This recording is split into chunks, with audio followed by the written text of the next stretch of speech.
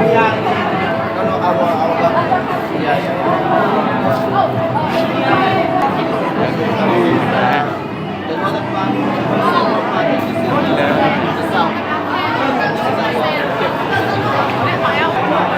Lần này em lo đó để nó lao.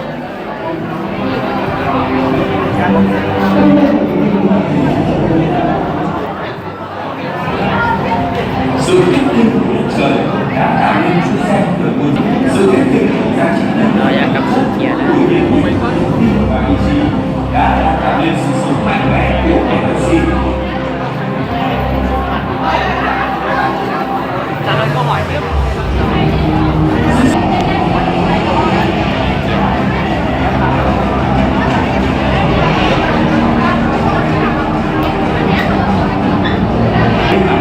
Được mệnh danh là mảnh tạo đô.